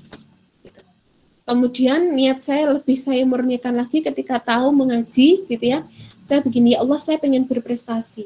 Kenapa? Karena saya dengan berprestasi maka itu akan menjadi kayak ini ya, membuat mata orang lain itu akan lebih terbuka gitu ya, bahwasanya ternyata anak ngaji juga bisa berprestasi. Anak ngaji itu ternyata keren, jauh lebih keren bahkan dari mereka. Kenapa? Mereka hanya fokus kuliah, tapi kalau anak ngaji itu bukan hanya kuliah. Mereka kuliah tapi mereka juga dakwah. Kalau yang satunya hanya mikir ya opo fisika itu MC delta T atau M kali apa dan yang lainnya gitu ya, turunan macam-macam gitu ya. Tapi anak ngaji itu juga harus berdakwah gitu. Dia mengurusi umat juga gitu. Allah mboten sari. Maka bernazar seperti itu dengan keyakinan dan terus mencoba, jadi terus berusaha gitu ya. Maka bagaimana, Masya Allah, Allah yang mengabulkan. Ternyata Allah berikan itu gitu. Yang dari satu membalikkan gitu, oh ternyata anak-anak ngaji itu juga keren ya gitu ya, mereka bisa gitu, dan alhamdulillah tercapai. Insya Allah kalau niat baik kita Allah luluskan gitu ya. Dan konsekuensi dari akidah itu ya memang Islam itu diterapkan pada semua hukum gitu ya, ada terkait ibadah, akhlak, sistem pendidikan gitu, dan lainnya. Ini ya kurang 3 menit. Kemudian gimana cara kita supaya bisa bisa berdaya gitu ya di zaman saat ini gitu ya, di tengah ketidakenakan. Bahkan teman-teman kalau ada yang lulus tahun ini berarti kan angkatan corona gitu ya, tadi ya sudah kita bahas ketidakenakannya di awal gitu ya, gimana nih tetapi tetap bisa memberdayakan diri sesuai dengan Islam, bisa menjadi muslimah yang powerful meskipun saat ini dunia di tengah-tengah peradaban kapitalis gitu. Yang pertama ya jangan biarkan kita berada dalam berada dalam peradaban kapitalis itu ya gitu ya. Ya jangan biarkan diri kita di sana, karena dengan kapitalis support system ini tidak akan tercapai. Konsekuensi dari akidah kita itu tidak akan tercapai. Sistem ekonomi saat ini berbasis riba. Dalam Islam riba, wow, sekecil-kecilnya dosa riba adalah menggauli ibunya. Naudzubillah min dzalik. Iya kan? Gitu. Sistem pendidikan itu dijamin oleh negara. Kita tidak boleh sebenarnya mengeluarkan UKT sebesar itu sampai akhirnya kayak teman-teman Mbak kemarin itu kan berkumpul minta keringanan. Pak, kami itu nggak pernah sekolah, ini kok suruh bayar UKT itu 100%. Untuk membiayain apa gitu kan, seharusnya biaya operasionalnya untuk listrik, untuk ini. Nah, dosen gajinya udah dari negara. Kenapa? Ya harus berpikir sampai ke sana. Bahkan di dalam Islam itu sistem pendidikan nggak demikian. Itu diselenggarakan oleh negara gratis, berkualitas. Bahkan bagi siapa yang membuat buku, maka dia akan diganti dengan emas seberat buku yang dia tulis. Ayo siapa pengen. Nah, jadi yuk berdayakan diri. Gimana caranya? Teruslah belajar mengaji Islam. Dengan kita mengaji Islam, maka kita akan tahu yang dimaksud perempuan powerful itu bisa di ranah yang mana. Pada ranah pribadi, jelas kita bisa powerful secara pribadi, gitu ya. Kita mau jadi saudagar sukses, boleh Mbak? Boleh, gitu. Kita mau jadi pengajar yang handal, jadi dosen yang handal, gitu ya, kayak Aisyah. Atau kayak Fatimah Al-Fikri, boleh lah, itu buktinya Fatimah Al-Fikri ada. Kan seperti itu. Pada ranah publik, Mbak, Islam boleh, tapi ada batasan. Di mana kita di sini boleh, di situ yang tidak boleh. Kenapa? Nanti bisa dibahas di waktu yang lain. Kan seperti itu. Tadi sudah sekilas, intinya aturan Islam itu sesuai fitrah manusia. Kemudian gimana? Jangan sendirian, teman-teman, bangun komunitas sebagai support system. Jadi ngaji aja dewean. Nah, teman-teman KMFM bersama yang lain ngajak yang lainnya juga.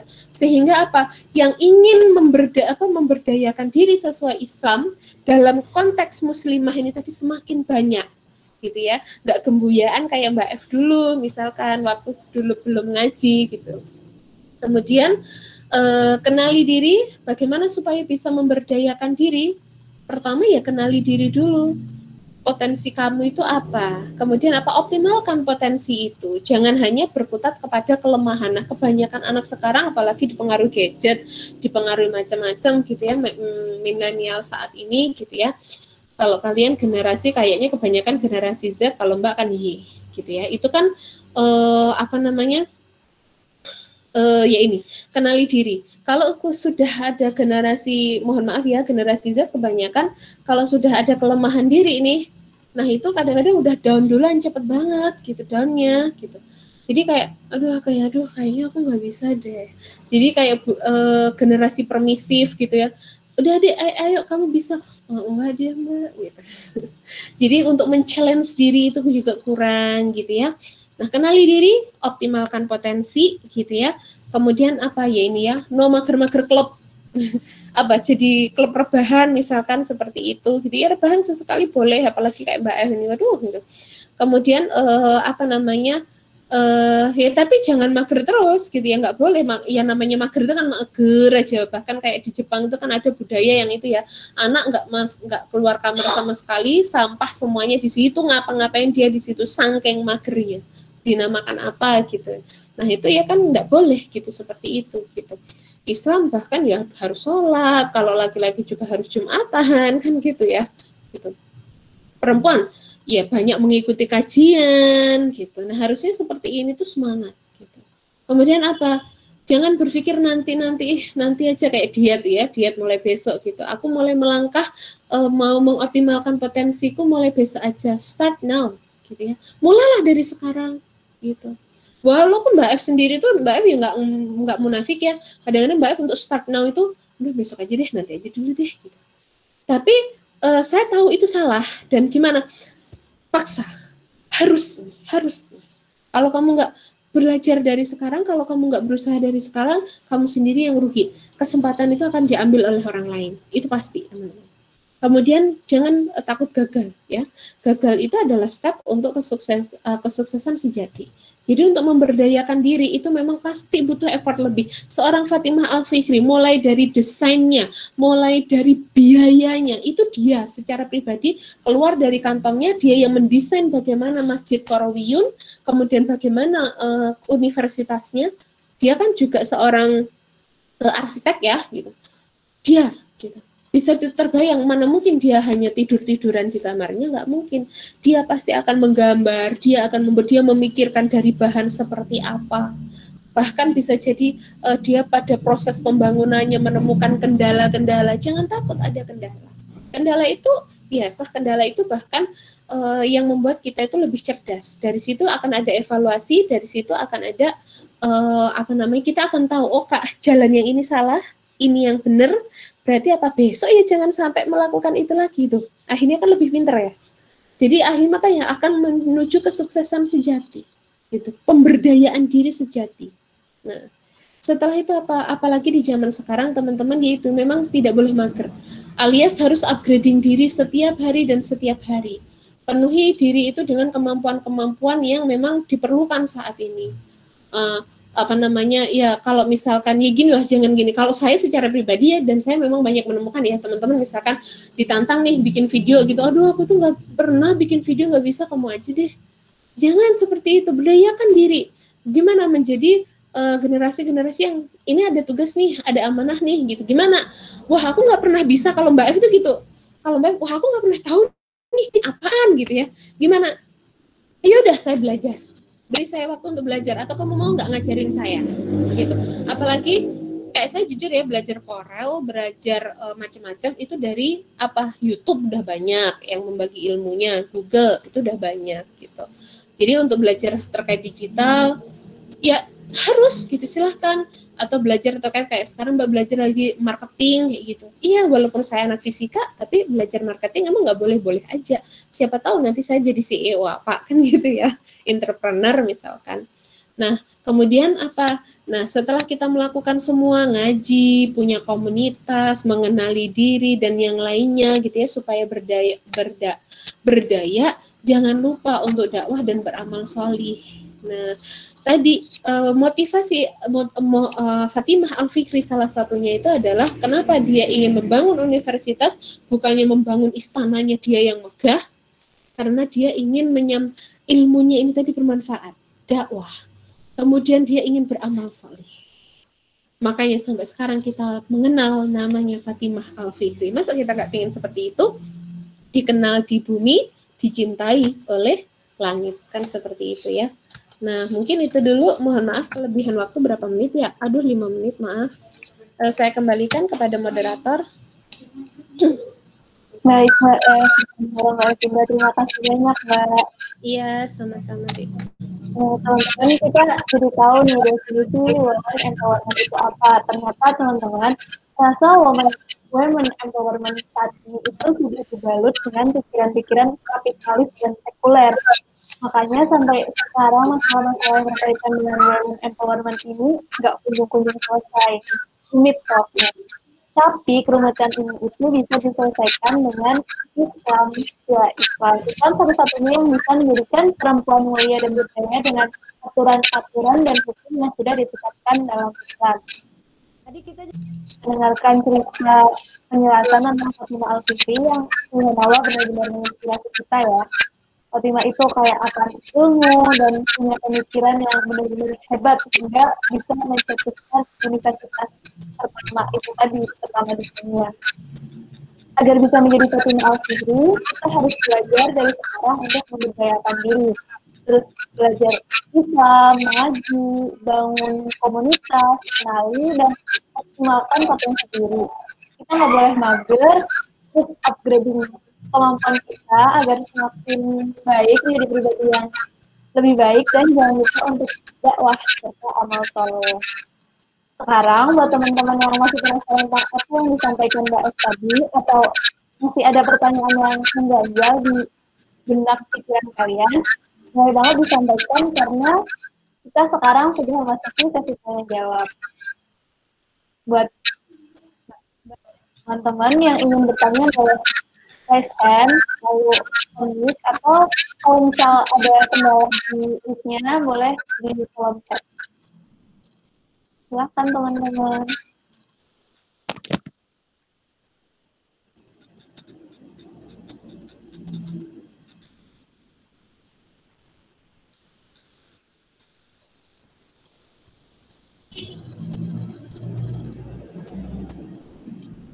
Permisi, moderator, izin bertanya ya. Ya boleh dulu, silakan. Boleh banget. Jadi gini Mbak Evinda, kan semakin kita beriman itu kan semakin banyak cobaannya, ujian di dunia itu makin berat. Nah, bagaimana caranya kita tuh tetap stay positive thinking dan tetap yakin bahwa ini tuh emang ujian dari Allah, bukan karena kita beriman terus kita jadi jelek di dunianya ini. Misalkan kalau mungkin masalah keuangan, kalau yang mahasiswa kan mungkin di masalah ke akademiknya atau gimana, malah kacau bagi waktunya gara-gara ikut kajian itu kan. Nah, itu kan kalau buat orang-orang yang mungkin belum nyampe gitu Mbak, pikirannya kayak saya gitu, itu gimana ya Mbak cara ngatasinnya biar tetap yakin pokoknya gitu. Makasih Mbak. Iya, sama-sama.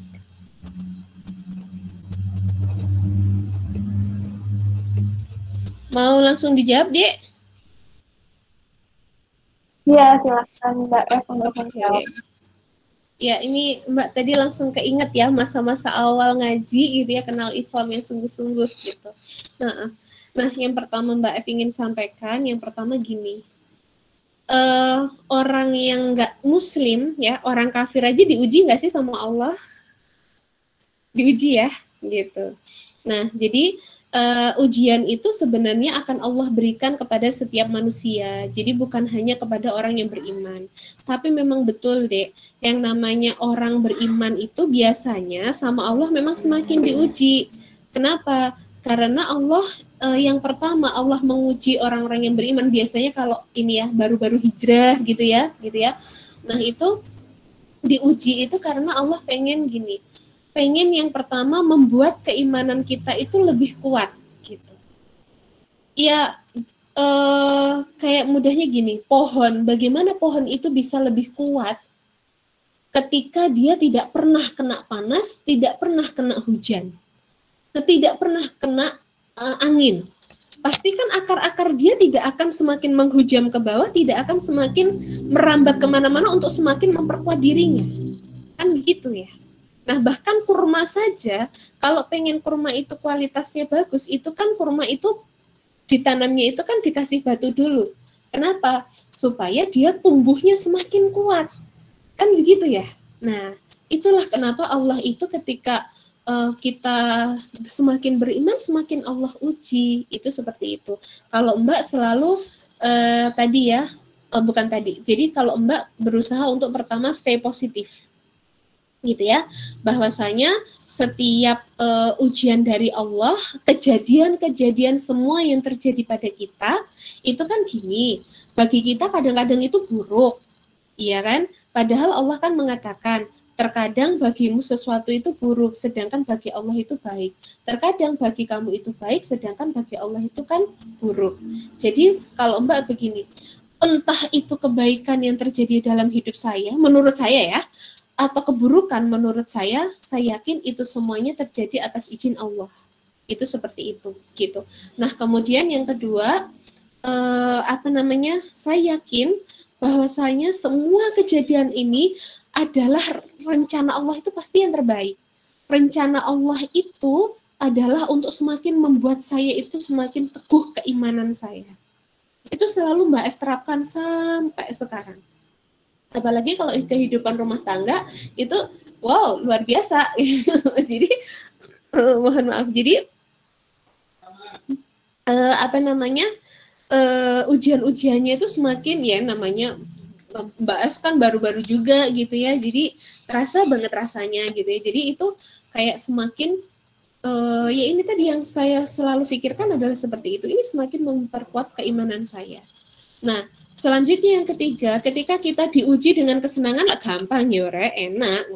Tapi kalau misalkan kita diuji dengan ketidaksenangan, ketidaksukaan, kuliah kok semakin bikin mumet. Mbak F tahu tuh, adik Mbak kan kuliah, maba dia, stres dia. Terus bukan stresnya maksudnya itu ya Mbak tahu ya jenuh dan yang lainnya tadi itu. Setelah itu yang nggak kuliah aja kayak Mbak F sekarang juga jenuh menghadapi corona itu keluar kemana-mana penuh kecemasan kan begitu gitu. Maka bagaimana ketika kita diuji dengan hal-hal yang menurut kita tidak enak gitu. Maka bersabarlah. Jujur teman-teman, yang ketika Mbak F ngomong sabar kayak gini, sabar itu memang susah. Makanya Allah janjikan bahwasanya barang siapa yang bersabar, surga baginya, surga yang seluas itu. Allah berikan bagi kita. Itu seperti itu. Sabar. Nah, kemudian selalu kalau misalkan diuji dengan kesenangan, bersyukurlah. Itu seperti itu. Sehingga kita itu tidak akan menjadi orang-orang yang euforia kayak gitu ya. Gimana? Dengan sabar dan syukur itu memang kunci. Jadi kalau misalkan kita diuji, sabar akhirnya membuat kita tidak depresi. Banyak nggak sekarang kaum milenial depresi? Wah, Mbak F itu tahu loh, anak UGM itu banyak yang depresi. Terus kalau diuji dengan kesenangan, kita nggak akan jadi jongkak. Kalau kita syukur, iya kan gitu. Jadi kita nggak akan yang, gue ini nih gitu ya, lu nggak gitu. Nggak seperti itu. Itu seperti itu. Jadi tadi ya sabar, syukur gitu.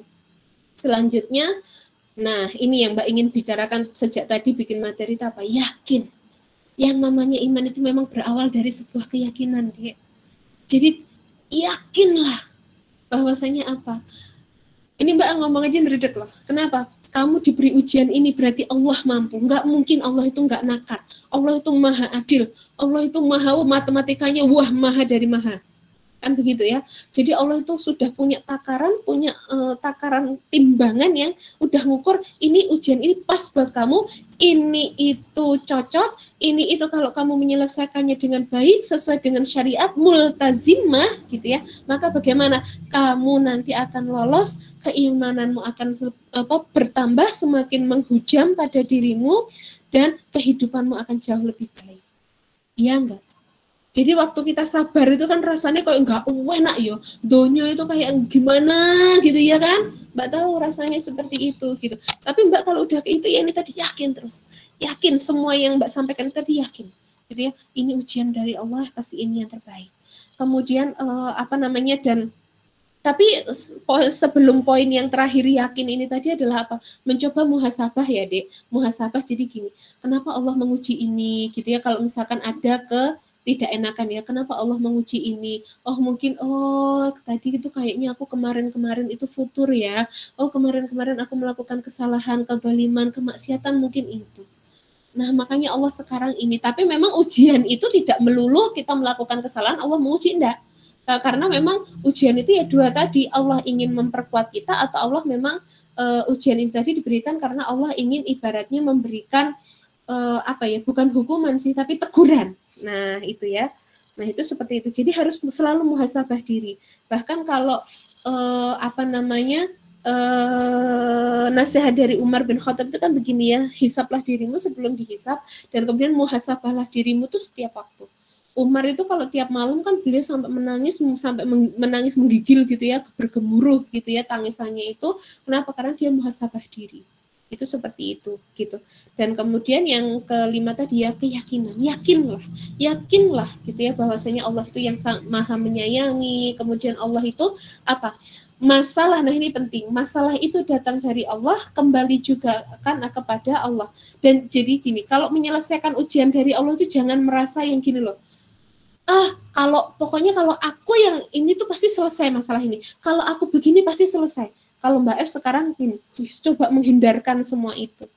Saya berusaha berpikir untuk bagaimana menyelesaikan ini, tapi saya tidak pernah merasa pede bahwasanya dengan saya melakukan itu pasti ini solve.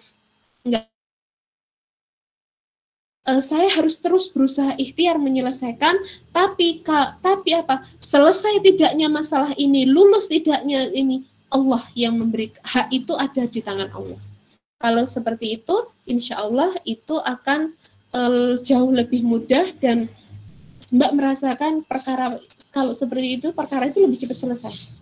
Jadi jauhkan kesombongan diri kita itu pada diri. Kadang-kadang kalau kita itu masih gini, wah kalau aku begini pasti selesai, biasanya sama Allah itu nggak diselesaikan. Kenapa? Karena Allah melihat kesombongan ada pada diri kita. Mungkin 5 poin itu ya. Satu pertanyaan tapi agak lama. Ya, ada lagi yaitu pertanyaan dari Di Atika ya. Iya, dari Atika Indah Mentari, saya Atika izin bertanya Mbak, ketika Islam sudah sangat sempurna dalam memuliakan wanita sesuai dengan fitrahnya, tetapi mengapa banyak orang memandang sebaliknya? Jazakallah khair Mbak. Iya, kenapa memandang sebaliknya? Karena ya ini tadi Dek, sekarang kita hidup di zaman kapitalis, kemudian kapitalis ini tadi ruhnya, dasarnya itu adalah sekuleris. Jadi menjauhkan agama dalam kehidupan. Agama itu boleh hanya pada ranah individual, pada ranah spiritual. Itu seperti itu gitu. Jadi kalau misalkan dalam menyelesaikan masalah pun kayak sekarang kan banyak orang bukan lari kepada bagaimana Islam menyelesaikan, tapi malah lari kepada para psikolog. Kemudian juga ya ini tadi. Jadi sekularisme ini tuh sudah mendarah daging gitu kepada manusia gitu. Saya sekarang hidup di desa yang kalau dulu di kampus lebih enak ya. Sekarang saya hidup di rumah, di desa, bersinggungan dengan banyak orang, yang itu saya melihat memang ketika manusia itu punya masalah, mereka lebih kepada mengandalkan diri, kemudian menceritakan masalah itu bahkan kepada orang lain dengan harapan mereka mampu menyelesaikan masalahnya. Sebenarnya kan pandangan Islam seperti itu ya nggak ada masalah, tapi kan ada rambu-rambunya ya kalau di dalam Islam. Misalnya kan kayak kita cerita ke masalah kita itu bukan sementing ngumbar masalah, apalagi perempuan ya. Kalau punya masalah kan sementing jumbar gitu kan. Terus tapi kepada orang yang dipercaya, yang dia itu memang kita pandang mampu menyelesaikan masalah ini sesuai dengan Islam. Pandangan seperti itu aja kan enggak gitu. Tapi hanya mengandalkan kepada kebijaksanaan. Lah bijaksananya orang kapitalis dengan orang Islam beda. Kalau bijaksananya orang kapitalis, kalau misalkan ada masalah suami istri kayak gitu ya, maka gimana ya, kadang-kadang mereka kan memandang, sekarang banyak kan opini gimana cerai itu bukan berarti sesuatu hal yang buruk gitu kan. Nah, tapi kalau di dalam Islam bagaimana pandangan terhadap seperti itu? Misalkan kayak saya ngomong ya kepada teman punya masalah, itu banyak yang cerita ke Mbak F, kemudian Mbak F bilang yang sabar. Tapi F, aku sabar terus-terusan terus piye? Itu artinya apa? Berarti gimana? Tadi kembali kepada keyakinan mereka akan agama mereka saja ragu gitu. Jadi sekarang banyak sekali muslim tapi ragu atas kemuslimannya, ragu terhadap keislaman, bukan keislamannya tapi ragu terhadap Islam bahkan. Itu seperti itu. Banyak sekali nanti teman-teman kalau pulang kampung atau sedang di Jogja itu dengarkanlah sekitar gitu. Lah iya loh Mbak, iya loh Bu, sabar terus-terusan. Kan gitu ya. Pak, contoh paling mudah kan seperti itu. Artinya apa? Kenapa seperti itu? Karena keyakinan mereka terhadap agama itu sangat berkurang. Kenapa keyakinan terhadap agama itu sangat berkurang? Karena peradaban saat ini adalah peradaban kapital yang memang sengaja menjauhkan agama dengan kehidupan. Kalau agama lain dijauhkan dengan kehidupan, fine, bisa jadi mereka selamat. Kebanyakan selamat. Tapi kalau Islam dijauhkan dengan kehidupan, tidak bisa. Karena Islam itu harusnya bagaimana? Dia itu harus ngeblend dengan kehidupan kita, nggak boleh ditinggalin barang sedikit. Kalau kita berani meninggalkan sedikit, kita sebagai muslim pasti akan ada kerusakan. Islam itu seperti susu, kemudian kalau kita meninggalkan keislaman itu seperti nilainya. Jadi Islam itu kalau ada susu itu kalau ada nilai setitik, rusak susu sebelanga, kan begitu. Jadi kalau kita muslim kemudian mencampur adukan misalkan dengan kapitalis, ya dengan cara pandang kapitalis, Islam kita yang akan rusak. Itu seperti itu gitu. Dan kemudian jadi kenapa manusia itu bisa seperti itu? Peradabannya kapitalis, di sisi yang lain memang kapitalis itu punya agenda untuk menyebarkan keraguan di tengah-tengah kaum muslimin terhadap agama mereka sendiri. Dan ini tidak berlangsung setahun 2 tahun yang lalu. Tapi kalau Mbak mempelajari ya, mulai dari perang salib, kemudian peristiwa-peristiwa sejarah yang lainnya itu ratusan tahun yang lalu. Jadi perjuangan Barat ya sebagai pengemban kapitalis saat ini itu sudah berjalan ratusan tahun hingga saat ini. Ya, ratusan tahun, bahkan sudah ya ratusan tahun, belum sampai 1000 tahun ya. Jangan sampai ratusan tahun, sehingga wajar kalau kemudian sekulerisme ini tadi mendarah daging pada diri kita, sehingga apa? Keraguan-raguan terhadap agama kita sendiri itu sangat mudah sekali. Itu seperti itu, sangat mudah sekali terjadi pada diri kita. Maka gimana? Ya sebelum jangan sampai itu terjadi. Ya ini tadi yang Mbak sampaikan ya di awal-awal tadi juga dalam mengaji Islam terkait. Jadi pertama yakin terhadap Islam begini. Islam itu pertamanya itu adalah perkara keyakinan. Jadi akidah itu perkara kita yakin apa enggak. Terus meyakinkan diri. Bagaimana supaya kita yakin? Mikir. Jadi kadang-kadang Mbak F mikirin akidah sendiri itu sampai sampai benar-benar fakta gitu ya. Memang betul Islam. Islam tidak ada yang lainnya. Jadi memang hanya satu-satulah agama Islam inilah yang benar, yang lainnya bagaimana? Salah. Itu seperti itu. Jadi tenang kalau udah seperti itu. Begitu sih, Dek. Mungkin itu dulu, Dek. Terbatas waktu ya. Baik, terima kasih banyak Mbak F atas teorinya. Terima kasih juga kepada teman-teman yang udah ramai bertanya nih. Tapi sayang sekali waktu sesi pelajaran kita sudah habis, kita sudah sampai di penghujung acara Berlian Vol 1 kali ini. Mungkin sebelum menutup acara, Mbak F boleh menyampaikan closing statement-nya mungkin ya, Mbak. Ya, yakinlah, bismillah ya, yakinlah bahwasanya dengan kita menghujamkan Islam pada diri kita, maka insya Allah kita akan mampu menjadi perempuan yang mulia, perempuan yang mulia dan powerful ya dalam dunia dan akhiratnya. Insya Allah seperti itu. Jadi jangan hanya powerful dan mulia di dunia ya, tapi kita juga harus kepowerfulan, kemuliaan kita di dunia itu akan mengantarkan kepada kemuliaan di akhirat. Itu seperti itu. Insya Allah. Baik. Oke, jadi seperti yang sudah saya sampaikan tadi, kita sudah sampai di penghujung acara. Untuk menutup acara Berlian kali ini, mari kita bersama-sama berdoa membaca satu majelis.